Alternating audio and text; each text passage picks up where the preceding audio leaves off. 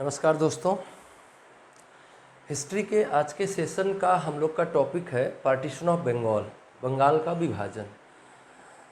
इससे संबंधित कुछ बातों को हम समझने का प्रयास करेंगे कि आखिर ऐसा क्यों हुआ, बंगाल का विभाजन करना पड़ा, बंगाल के विभाजन की नौबत क्यों आई और बंगाल के विभाजन ने भारतीय राष्ट्रीय आंदोलन के आगे की कार्रवाई को कैसे प्रभावित किया।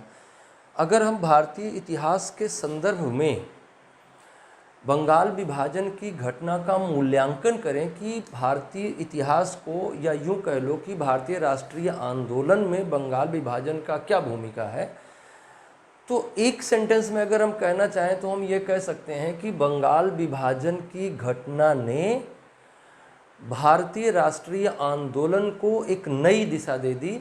और वो नई दिशा क्या थी? वो नई दिशा थी जन आंदोलनों की दिशा। वो ऐसी दिशा थी कि ब्रिटिश हुकूमत अगर कुछ भी ऐसा करती है जिसे मास पसंद नहीं करता है, जिसे सामान्य जनता पसंद नहीं करती है, तो सामान्य जनता ब्रिटिश सरकार के उस निर्णय के विरुद्ध आंदोलन कर सकती है। क्योंकि इससे पहले ब्रिटिश सरकार जो कुछ भी करती थी उसके विरुद्ध जनमानस नहीं खड़ा होता था, आम आदमी नहीं खड़ा होता था। जो भी आंदोलन किया जाता था या ब्रिटिश सरकार द्वारा लिए गए निर्णयों का जो भी विरोध किया जाता था, वो पिटिशंस के माध्यम से किया जाता था, वो समाचार पत्रों में लिखकर किया जाता था, वो मेमोरेंडम भेजकर किया जाता था, वो सिग्नेचर कैंपेन चला के किया जाता था, वो भाषणों में किया जाता था। लेकिन ग्राउंड पे आके हमें उनके विरोध का जो तरीका रहा भारतीय राष्ट्रीय आंदोलन का, वो सबसे पहले बंगाल विभाजन के साथ ही शुरू हुआ। तो हम समझने का प्रयास करेंगे कि ये कौन सी परिस्थितियाँ थी जिनके कारण से बंगाल विभाजन हुआ। इसको समझने के लिए हम सबसे पहले शुरुआत करते हैं लॉर्ड कर्जन नाम के भारत के एक वाइसरॉय हुए 1899 से 1905 के बीच में। इससे पहले के हिस्ट्री पे आप लोग काफ़ी चर्चा कर चुके हैं, थोड़े बहुत क्लासेज आप कर चुके हैं, कई सारे वीडियो अपलोड किए जा चुके हैं। तो अगर इससे पहले के वीडियोज़ को आपने नहीं देखा है तो थोड़ा आपको असुविधा होगी, इसलिए आप पहले उन वीडियोज़ को ज़रूर देखें, चैनल पे जाएं, उन वीडियोज़ को देखें, तो इसके साथ आप कनेक्टिविटी फील कर पाएंगे। लॉर्ड कर्जन 1899 से 1905 के बीच में भारत के वाइसरॉय हुए। इनके सामने एक बहुत बड़ा चैलेंज था, वो ये था कि भारत में बढ़ती हुई राष्ट्रवादी चेतना, ये राष्ट्रवादी चेतना के विकास का कारण क्या था? पीछे बहुत सारे कारण इसके लिए जिम्मेदार हैं। आप देखेंगे कि इंडियन नेशनल कांग्रेस की स्थापना हुई 1857 के बाद से भारत में राष्ट्रवादी चेतना के विकास के लिए बहुत सारा उपयुक्त माहौल तैयार हो गया है, बहुत सारे कारण उपस्थित हो गए हैं जो राष्ट्रवादी चेतना को विकसित करने में अपना सहयोग दे रहे हैं। तो राष्ट्रवादी चेतना बहुत तेज़ी से विकसित हो रही है और भारत की राष्ट्रवादी चेतना कहीं ना कहीं ब्रिटिश हुकूमत की नींद में खलल डाल रही है और उनको इस बात पर सोचने पे मजबूर कर रही है कि वो जो है इस राष्ट्रवादी चेतना के विकास की प्रक्रिया को जितना जल्दी हो सके कमज़ोर करें। कमज़ोर करने के लिए किया क्या जा सकता है, ज़रा ये भी आप दिमाग लगाइए। कमज़ोर करने के लिए हम क्या कर सकते थे? हम सीधे जो भी राष्ट्रवादी नेता थे उनको जेल में डाल सकते थे, उनको मरवा सकते थे। जो भी ब्रिटिश हुकूमत के पास रास्ते थे वो क्या थे? ब्रिटिश हुकूमत के पास एक रास्ता ये था कि जो भी राष्ट्रवादी विचारधारा के लोग हैं उनकी हत्याएं करवा दो, उन पर मुकदमे लगा के उनको जेल में बंद कर दो, उनको तरह तरह से प्रताड़ित करो। एक रास्ता उनके पास ये था।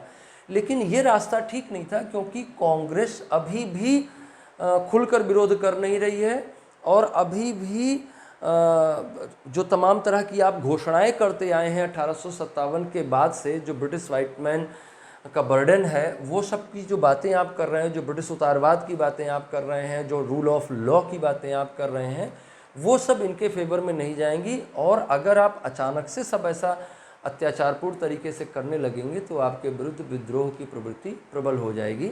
इसलिए ये ऑप्शन उनके पास नहीं था।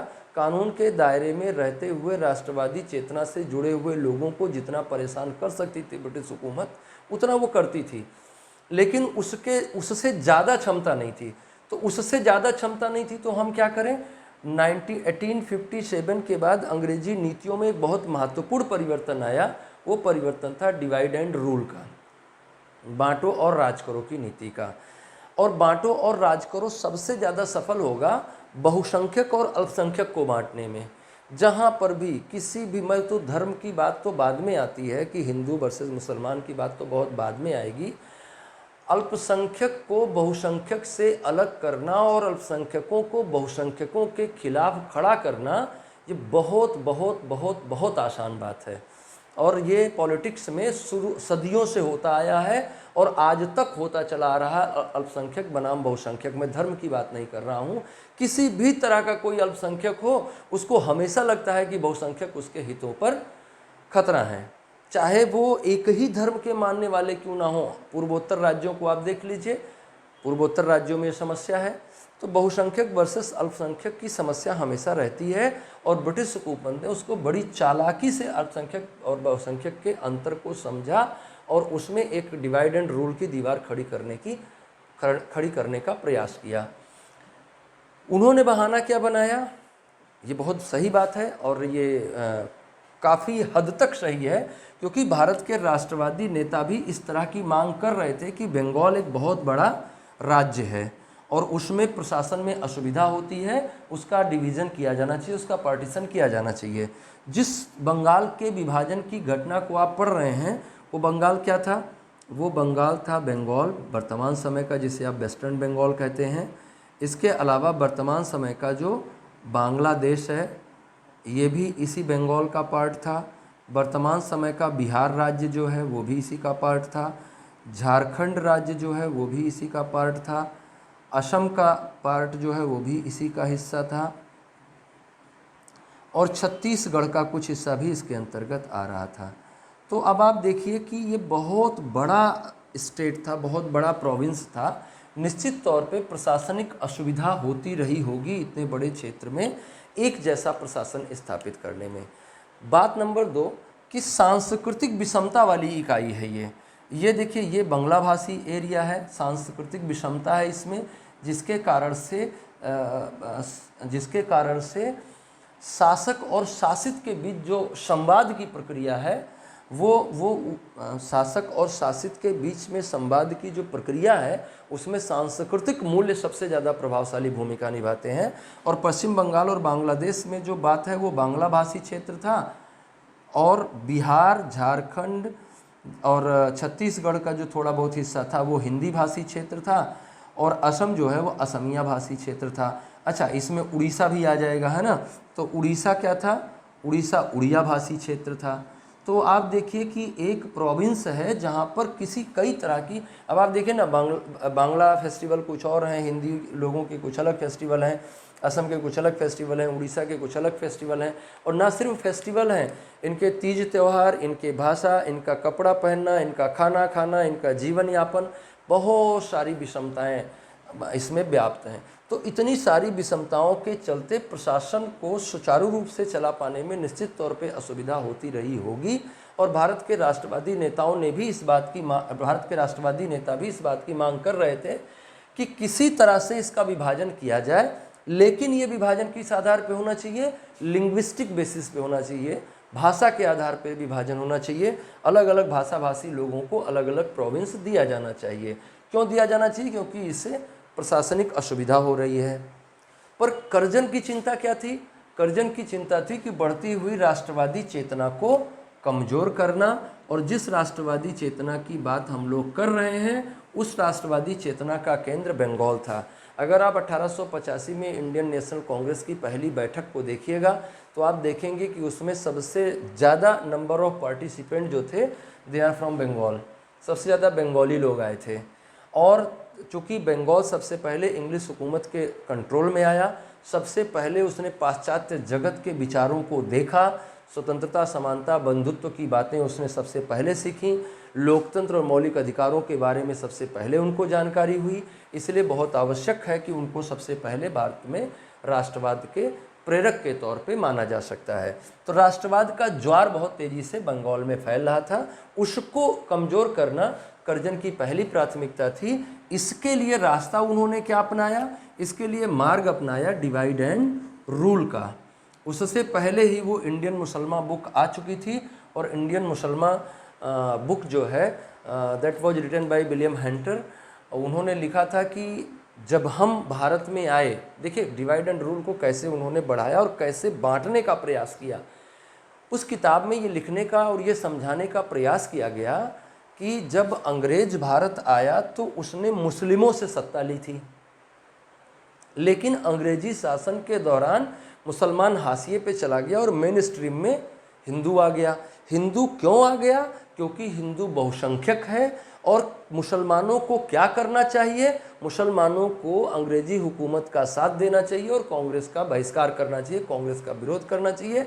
जब तुम अंग्रेजी हुकूमत का साथ दोगे तो हम भी तुमको ओबलाइज करेंगे और आपको प्रशासन में ज़्यादा मौका देंगे, हाशिए से निकाल के मेन स्ट्रीम में ले आएंगे। और आगे आप देखिएगा कि 1906 में मुस्लिम लीग का गठन इसी विचारधारा का परिणाम था और 1909 का पार्लियामेंटो रिफॉर्म भी इसी विचारधारा का परिणाम था।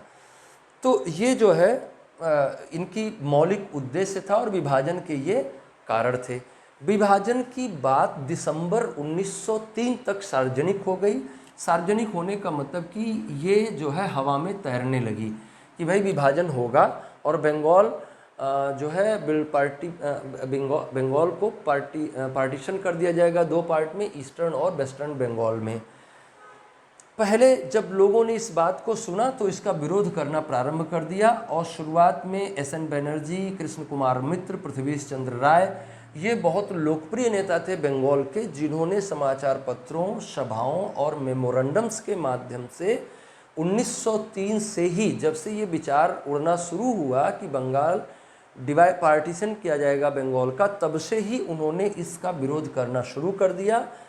लेकिन इनके विरोध का कोई खास असर नहीं हुआ और 19 जुलाई 1905 को ऑफिशियली डिक्लेयर किया गया कि बंगाल का पार्टीशन किया जाएगा और ये पार्टीशन इफ़ेक्ट में आएगा 16 अक्टूबर 1905 से ये इफ़ेक्ट में आ जाएगा। ऐसा अनाउंसमेंट किया गया 19 जुलाई को।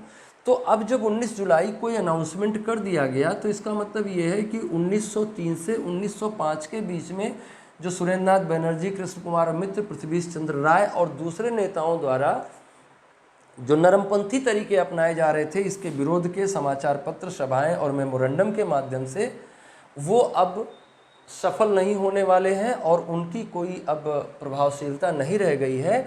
इसलिए हमें इसके आगे के कार्यक्रम पर चलना चाहिए और बंगाल विभाजन का अगर बंगालियों को विरोध करना है तो उनको कोई जुझारू रास्ता अपनाना चाहिए। अब वो जुझारू रास्ता क्या हो सकता है, कैसे हो सकता है, इस पर विचार करने के लिए जब 19 जुलाई 1905 को ये घोषणा कर दी गई कि 16 अक्टूबर 1905 से बंगाल का विभाजन हो जाएगा, तो 19 जुलाई की घोषणा के बाद 7 अगस्त 1905 को कलकत्ता के टाउन हॉल में एक पब्लिक मीटिंग कॉल की गई और इस पब्लिक मीटिंग को प्रिसाइड किया सुरेंद्रनाथ बनर्जी ने। इस पब्लिक मीटिंग की अध्यक्षता करी सुरेंद्रनाथ बनर्जी ने और यहीं पर कृष्ण कुमार मित्र की एक मैगजीन आती थी जिसका नाम था संजीवनी, और इन्होंने संजीवनी मैगजीन में एक आर्टिकल लिखा था जिसका टाइटल था boycott of what, boycott of English goods, Englishman, अंग्रेजों का बहिष्कार और अंग्रेजी वस्तुओं का बहिष्कार, और बहिष्कार कैसे अंग्रेजों को कमज़ोर कर सकता है ये संजीवनी के बहिष्कार टाइटल के आर्टिकल में समझाया गया था। और इस मीटिंग में उस बहिष्कार के आर्टिकल को पढ़ा गया और बहिष्कार के आर्टिकल को पढ़कर ये समझाने का प्रयास किया गया कि अगर हमें बंगाल विभाजन का विरोध करना है तो हमारे पास केवल एकमात्र रास्ता है, वो है विदेशी वस्तुओं का बहिष्कार, वो है अंग्रेजी वस्तुओं का बहिष्कार, वो है लिवरपूल के नमक का बहिष्कार, वो है मैनचेस्टर से बने हुए कपड़ों का बहिष्कार। तो 7 अगस्त 1905 के कलकत्ता टाउन हॉल में ये निर्णय लिया गया कि हम बहिष्कार आंदोलन खड़ा करेंगे। अच्छा, अगर हम बहिष्कार करेंगे तो ये आधी अधूरी बात हो जाएगी, है ना। बहिष्कार तो एक डिस्ट्रक्टिव शब्द है, एक नकारात्मक वर्ड है, और जब हम किसी इस तरह के मास मूवमेंट को चला रहे हैं तो हम नकारात्मक शब्द का प्रयोग करके नहीं चलाना चाहिए हमको। तो इसलिए बहिष्कार से ज़्यादा खूबसूरत शब्द क्या है, स्वदेशी, क्योंकि बहिष्कार सफल ही तब हो पाएगा जब बहिष्कार का हम विकल्प ले आएंगे। जैसे हम कहेंगे कि हम भाई लिवरपूल का नमक नहीं खरीदेंगे, हम कहेंगे कि हम विदेशी कपड़े नहीं खरीदेंगे, हम कहेंगे कि हम विदेशी चीनी नहीं खरीदेंगे, तो फिर खाएंगे क्या? तो खाने के लिए हम क्या करेंगे, पहनने के लिए हम क्या करेंगे, अपने उद्योगों के लिए क्या करेंगे, हम स्वदेशी वस्तुओं का विकास करेंगे। और जो राष्ट्रवादी चेतना से जुड़े हुए पूंजीपति हैं उनको प्रेरित करेंगे कि आप भाई इस तरह का ऑर्गेनाइजेशन बनाएं, इस तरह की चीज़ें शुरू करें जिससे ज़्यादा से ज़्यादा स्वदेशी उत्पादन को बढ़ावा दिया जा सके। और इस क्रम में कई सारी चीज़ों को माध्यम बनाया गया आंदोलन को लोकप्रिय बनाने के लिए। जो स्वदेशी आंदोलन का प्रस्ताव लाया गया, स्वदेशी आंदोलन को स्वीकार किया गया, तो फिर कैसे इस आंदोलन को हम आगे बढ़ा पाएंगे, क्या हमारा प्रक्रिया होगी इस आंदोलन को बढ़ाने के लिए, उस पर थोड़ा बात कर लें हम लोग, तो ज़्यादा बात को सही से समझ पाएंगे। तो आप देखिए, जब हमको ये तय हो गया कि हमें भाई इसको आगे ले जाना है, तो हम क्या करेंगे और कैसे इस काम को करेंगे। सबसे पहला काम तो हमने किया, 16 अक्टूबर 1905 को हमने शोक दिवस के रूप में मनाया, डे ऑफ मॉर्निंग के रूप में हमने इसको मनाया। डे ऑफ मॉर्निंग हम कब मनाते हैं? डे ऑफ मॉर्निंग हम मनाते हैं जब कोई मर जाता है, कोई इस तरह की दुर्घटना हो जाती है, तो उसको हम शोक दिवस के रूप में मनाते हैं। और इस शोक दिवस का उद्देश्य क्या था? बंगाल विभाजन का विरोध करना। लोगों ने एक दूसरे के साथ रहने का संकल्प पारित किया। हिंदू मुसलमान दोनों ही सड़कों पे उतर गए और अपनी एकजुटता का एहसास करवाया और रक्षाबंधन सेलिब्रेट किया। रक्षाबंधन का मतलब होता है एक दूसरे के हाथ पे पवित्र बंधन को बांधना। और जैसे हम अभी रक्षाबंधन की जो परंपरा है वो ये रही है कि हम बहन रक्षाबंधन बांधती है और हम उसके हित को हमेशा ध्यान रखने का संकल्प लेते हैं। ऐसे ही लोगों ने एक दूसरे की कलाई पर राखी बांधकर एक दूसरे के हितों का ख्याल रखने का प्रयास किया और ये कहा कि ब्रिटिश हुकूमत की जो आंतरिक मंशा है, जो वास्तविक मंशा है, हम उसको कभी भी सफल नहीं होने देंगे। हम एक दूसरे के साथ हैं, इस विभाजन को हम मन से स्वीकार नहीं करेंगे। ये विभाजन सरकार द्वारा जो भी किया गया है वो सरकार तक ही सीमित रहेगा, हम इसको मन से स्वीकार नहीं करेंगे। तो बहुत सारे इस तरह के पर्व त्योहारों को आधार बनाया गया और इन पर्व त्योहारों के माध्यम से बंगाल विभाजन का विरोध किया गया। इन्हीं पर्व त्योहारों में महाराष्ट्र में बाल गंगाधर तिलक नेतृत्व कर रहे थे इस आंदोलन का। ये पहले से ही इसके खिलाफ माहौल बनाने में लगे हुए थे। तो बाल गंगाधर तिलक ने राष्ट्रवादी चेतना को विकसित करने के लिए इसको अच्छा मौका समझा कि ये जो स्थिति है ये अच्छा मौका है, हमें अच्छे से राष्ट्रवादी चेतना का विकास कर लेना चाहिए। और इसके लिए इन्होंने शिवाजी महोत्सव और गणेश पूजा जैसे कार्यक्रम प्रारंभ किए और इनको राष्ट्रवादी चेतना के विकास का मार्ग समझा। शिवाजी महोत्सव और गणेश पूजा जैसे कार्यक्रम प्रारंभ किए गए महाराष्ट्र में इनकी लोकप्रियता को बढ़ाने के लिए। बंगाल में रक्षाबंधन, शोक दिवस और छोटे छोटे गड्ढे खोद के उनमें गंगा जल को रख के गंगा की सौगंध खा के, गंगा जल की सौगंध खा के कि हम जो है विभाजन को मन से स्वीकार नहीं करेंगे, इस तरह के आंदोलन चल पड़े। मतलब कि हमने देखा कि बहुत सांस्कृतिक मूल्यों को इस आंदोलन का आधार बनाया गया। आगे जब आप इसकी आलोचना करेंगे तो ये सारी बातें भी आप कह पाएंगे। हम वंदे मातरम एक लोकगीत बन गया इस आंदोलन के दौरान। लोग वंदे मातरम गाते हुए सड़कों पे उतर आए और वंदे मातरम सोचिए अभी आज कितना कंट्रोवर्सी है वंदे मातरम को लेकर। तो शोक दिवस मनाना, रक्षाबंधन के रूप में मनाना, महाराष्ट्र में इस तरह के धार्मिक प्रतीकों का प्रयोग करना, वंदे मातरम को एक लोकगीत के रूप में स्थापित करना। और सिर्फ इतनी ही बात नहीं है, इसके अलावा और जो बंगाल में समितियां बनाई गई, जैसे स्वदेश बांधो समिति बनाई गई जन भागीदारी को बढ़ाने के लिए, उनमें भी बहुत सारे धार्मिक प्रतीकों का प्रयोग किया गया। तो जो आंदोलन चला उसमें जो प्रतीक के रूप में सिंबोलाइज किया गया मूवमेंट को ऑर्गेनाइज करने के लिए और मास पेनिट्रेशन के लिए, मास की मेंटलिटी को पेनिट्रेट करने के लिए कि ज़्यादा से ज़्यादा संख्या में लोग पार्टिसिपेट कर सकें, तो एक कल्चरल अपील, एक सांस्कृतिक अपील जल्दी से स्ट्राइक करती है हमारे माइंड पे, इसलिए हम जल्दी से कनेक्ट हो पाते हैं। तो हमने देखा कि इस आंदोलन के दौरान सांस्कृतिक प्रतीकों का प्रयोग किया गया। आगे जब भी आपको आलोचनात्मक व्याख्या करने के लिए आता है कि आप बंगाल विभाजन के विरुद्ध चलने वाले आंदोलन का आलोचनात्मक व्याख्या करें, तो आप इन मुद्दों को बताएंगे कि इन मुद्दों ने क्या किया, सांप्रदायिकता का बीज वमन किया, है ना, सांप्रदायिकता का बीज डाला। मैं ये नहीं कह रहा हूँ कि ये सब सांप्रदायिक उद्देश्य से किया गया, मैं कतई ये नहीं कह रहा हूँ, ये सब सांप्रदायिक उद्देश्य से नहीं किया गया, लेकिन मुस्लिम पॉपुलेशन के एक हिस्से को ये कहने का मौका मिला कि इस आंदोलन के दौरान हिंदू सांस्कृतिक प्रतीकों का ज़्यादा प्रयोग किया गया। और ये बात मुसलमानों को बताएगा कौन, ये बात बताएगा अंग्रेज।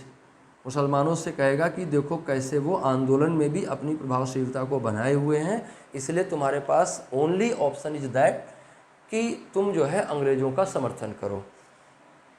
अंग्रेज़ों के समर्थन में मुसलमानों के जाने से भारतीय राष्ट्रीय आंदोलन कमज़ोर हुआ। तो ये सारी चीज़ें जो हैं आंदोलन के दौरान अपनाई गई और इस तरह से चीज़ें हुई। तो आपने देखा कि हमने बहिष्कार का आंदोलन चलाया, बहुत सफल रहा। विदेशी कपड़ों का बहिष्कार किया गया, विदेशी कपड़ों की होली जलाई गई, लिवरपूल के नमक को लोगों ने प्रयोग करने से मना कर दिया, विदेशी सफ़ेद शक्कर को लोगों ने प्रयोग करने से मना कर दिया, धोबियों ने विदेशी कपड़ा धोने और उसको इस्त्री करने से मना कर दिया, लोगों ने अंग्रेज़ों के घरों में काम करने से मना कर दिया। बहुत व्यापक पैमाने पर यह बहिष्कार का आंदोलन सफल रहा और इसको अलग अलग क्षेत्रों में भी सफल करने का प्रयास किया गया, अलग अलग क्षेत्रों में सफल करने का प्रयास किया गया। और ये प्रयास किया गया कि इसको हम पूरे भारत में प्रचारित करें। अलग अलग क्षेत्रों में इसको सफल करने के प्रयास के नामों में आपको कुछ लोगों के नाम जरूर याद रखने चाहिए, जिनमें से हैं बाल गंगाधर तिलक। बाल गंगाधर तिलक महोदय कट्टरवादी, थोड़ा उग्रपंथी विचारधारा के नेता थे और इन्होंने इसको महाराष्ट्र के क्षेत्र में लोकप्रिय बनाने का प्रयास किया।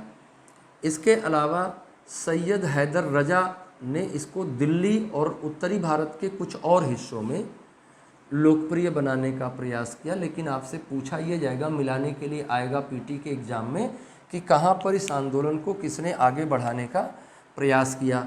पंजाब में लाला लाजपत राय ने इस आंदोलन को आगे बढ़ाने का प्रयास किया और इनके एक सहयोगी थे लाला लाजपत राय के साथ लाला अजीत सिंह, है ना, इन्होंने भी इस आंदोलन को आगे बढ़ाने का प्रयास किया।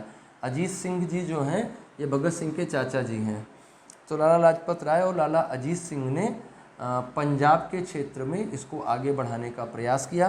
तो लाला लाजपत राय और लाला अजीत सिंह ने पंजाब के क्षेत्र में, पी चिदम्बरम पिल्लई साहब ने इसको जो है पी चिदम्बरम पिल्लई साहब ने इसे जो है मद्रास में लोकप्रिय बनाने का प्रयास किया।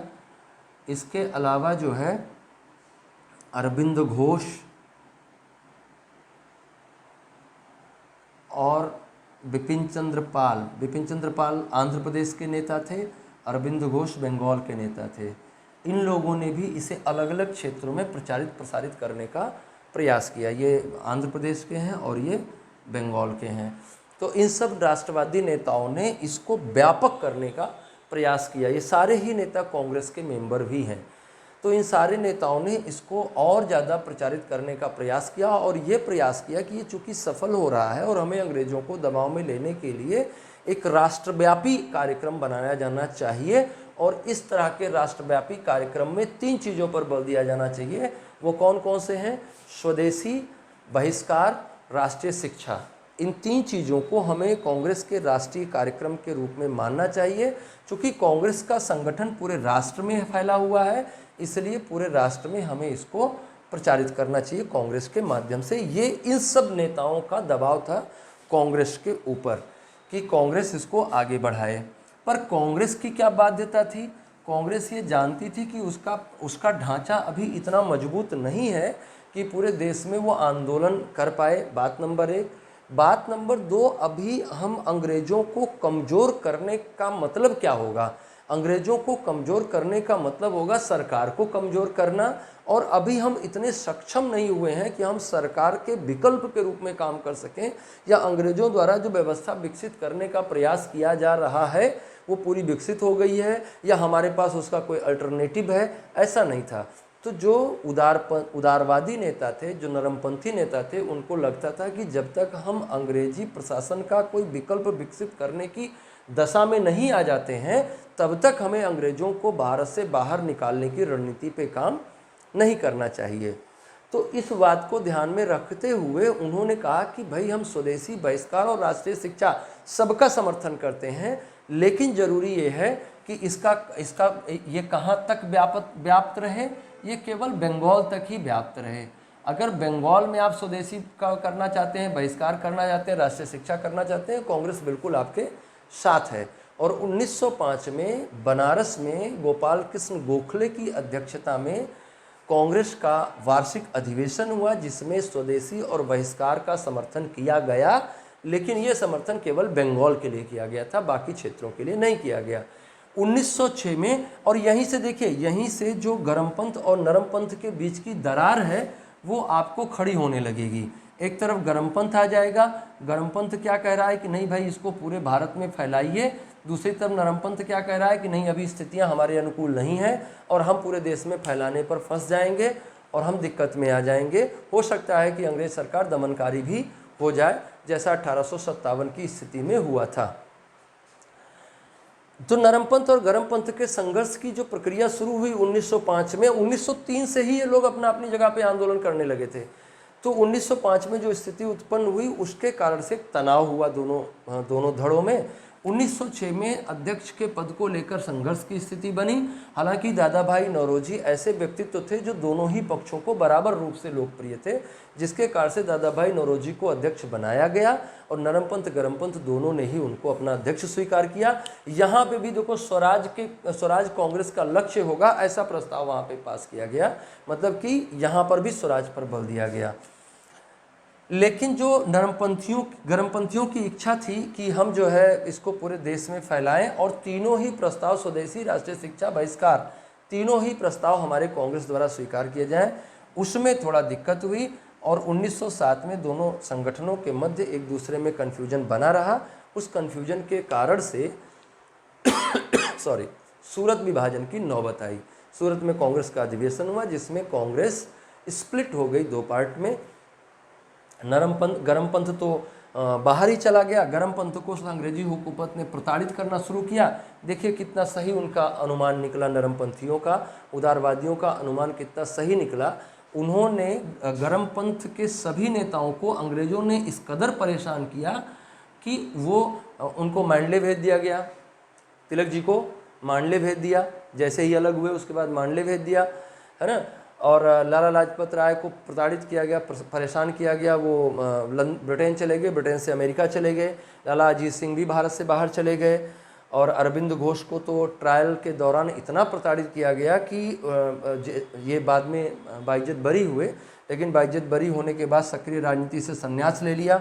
इनको भी प्रताड़ित किया गया, जिसके कारण से इन्होंने भी सक्रिय राजनीति से संन्यास लेकर थोड़ा दूसरे तरह के आंदोलन में चले गए, मजदूर संगठनों के आंदोलन में चले गए।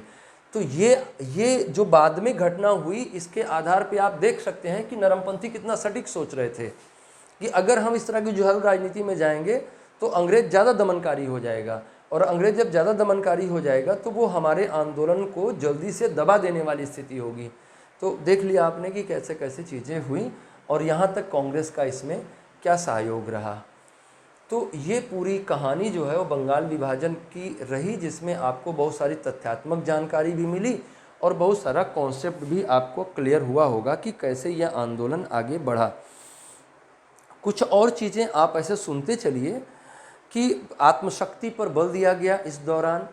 भारतीय राष्ट्रीय आंदोलन में जो बंगाल विभाजन का घटनाक्रम है, स्वदेशी आंदोलन का जो घटनाक्रम है, उस दौरान कुछ और कार्यक्रमों पर बल दिया गया और समाज सुधार, जाति व्यवस्था, बाल विवाह, दहेज प्रथा, शराब का सेवन इत्यादि के विरोध में आंदोलन चलाए गए और इन आंदोलनों का उद्देश्य रहा कि आत्मशक्ति को बढ़ाया जाए। इसके अलावा राष्ट्रीय शिक्षा पर बल दिया गया। 15 अगस्त 1906 को नेशनल काउंसिल ऑफ एजुकेशन की स्थापना की गई, जिसके तहत बंगाल नेशनल कॉलेज बनाया गया। अरविंद घोष को इसका पहला प्रधानाचार्य बनाया गया। इसके अलावा बंगाल इंस्टीट्यूट ऑफ टेक्नोलॉजी की स्थापना की गई। स्वदेशी, ये टेक्निकल एजुकेशन को बढ़ावा देने के लिए था। स्वदेशी स्टोर बनाया गया स्वदेशी वस्तुओं के बेचने के लिए। बंगाल केमिकल फैक्ट्री बनाई गई पीसी रॉय के द्वारा, जो आगे चलकर केमिकल रिसर्च में बहुत उसका सहयोग रहा। Tata iron and steel company की स्थापना की गई जमशेदपुर में 1907 में। तो ये सारे प्रयास रहे जो आप कह सकते हैं कि स्वदेशी आंदोलन के दौरान अलग अलग कार्यक्रम किए गए। वीडियो को जूम करके आप इन सारी चीज़ों को, वीडियो को थोड़े समय के लिए पॉज करके आप इन सब चीज़ों को नोट करते चलिएगा। सांस्कृतिक क्षेत्र में भी इसका प्रभाव रहा। पल्ली गीत, जरी गान, बांग्ला लोकगीत के जरी गान जो है बांग्ला लोकगीत है, पल्ली गीत, जरी गान, इनके माध्यम से आंदोलन को लोकप्रिय बनाने का प्रयास किया गया। दक्षिणा रंजन मित्र मजूमदार नाम के एक व्यक्ति हुए, इन्होंने ठाकुर मार झूली नाम से कहानियों का एक संग्रह तैयार किया, जिसे आप दादी माँ की कहानियाँ कह सकते हैं। इनके माध्यम से, छोटी छोटी कहानियों के माध्यम से आंदोलन को बच्चों में, बुजुर्गों में लोकप्रिय बनाने का प्रयास किया गया। इसके अलावा 1907 में कला के क्षेत्र में विकास के लिए Indian society of oriental arts की स्थापना की गई, जिसका उद्देश्य था ओरिएंटल आर्ट्स को डेवलप करना, उसके लिए कार्यक्रम अपनाया गया। तो आप देखेंगे कि जो स्वदेशी आंदोलन चलाया गया, इसका सांस्कृतिक प्रभाव रहा, इसका राजनीतिक प्रभाव रहा, इसका सामाजिक प्रभाव रहा, इसका आर्थिक प्रभाव रहा, इसका धार्मिक प्रभाव रहा, और बहुत सारा अपना इसका बहुआयामी प्रभाव उत्पन्न किया इसने, और बहुत ही सफल रहा। और इसके इस बहुआयामी अप्रोच के कारण ही आप ये कह सकते हैं कि ये भारतीय राष्ट्रीय आंदोलन में एक नए दिशा का निर्धारक बना, और भारतीय राष्ट्रीय आंदोलन को इसने एक नया पैटर्न दिया, एक नया थॉट प्रोसेस दिया, एक नई प्रक्रिया दी। लेकिन आप साथ साथ ये भी देखते हैं कि 1908 के बाद, 1907 में सूरत स्प्लिट के बाद से ये आंदोलन कमज़ोर होने लगा, और ये आंदोलन कमज़ोर होकर धीरे धीरे करके नेतृत्व विहीन होने लगा। आप देखिए अलग अलग क्षेत्रों में जो लोग इसको लीडरशिप दे रहे हैं, वो अलग अलग तरह से प्रताड़ित होकर अपने जीवन को अलग रास्ते पर लेकर जा रहे हैं। इसके अलावा बंगाल में भी धीरे धीरे करके आंदोलन कमज़ोर होता गया, और अंततः 1911 में जॉर्ज फिफ्थ और उनकी पत्नी क्वीन मैरी भारत आए, और उनके भारत आने पर दिल्ली में एक भव्य दरबार का आयोजन किया गया, और उसी दरबार में उन्होंने घोषणा करी कि भारत में बंगाल विभाजन को रद्द किया जाता है, और फिर एक नए सिरे से उन्होंने लिंग्विस्टिक बेसिस पे विभाजन को स्वीकार किया। इसी दौरान दो बात ध्यान रखिए, इसी दौरान अमार सोनार बांग्ला की रचना की गई। अमार सोनार बांग्ला की रचना की गई थी बंगाल आंदोलन को तेज करने के लिए, स्वदेशी आंदोलन को तेज करने के लिए। और जब जॉर्ज फिफ्थ इंडिया आया था, तो उसके स्वागत में गीत गाने के लिए जनगण मन अधिनायक जय हे की रचना की गई थी। आगे चलकर जनगण Mana Adhinayaka Jaya He became the national anthem of India. और जो अमार सोनार बांग्ला है 1971 में बंगाल विभाजन के बाद, 1971 में पाकिस्तान के विभाजन के बाद बांग्लादेश नाम का एक नया देश बना, जिसने अमार सोनार बांग्ला को अपने राष्ट्रगीत के रूप में स्वीकार किया। आप इस वीडियो को, हम उम्मीद करते हैं कि आपको ये वीडियो पसंद आया होगा। आप हमारे चैनल को सब्सक्राइब करिए, वीडियो को बहुत शेयर करिए, ताकि प्रेरणा मिले इस बात की कि आप पसंद कर रहे हैं इन चीज़ों को, और हम और ज़्यादा वीडियो बनाने के लिए प्रेरित हों। तो आप इसको ज़्यादा से ज़्यादा लाइक करें, शेयर करें, कमेंट करें, चैनल को सब्सक्राइब करें, अपने दोस्तों में भेजें, अपने ग्रुप्स में भेजें, और इसको बहुत ज़्यादा लोकप्रिय बनाएं। अगले वीडियो में हम इससे आगे की घटनाओं के साथ पुनः आपसे मुलाकात करेंगे। तब तक के लिए नमस्कार।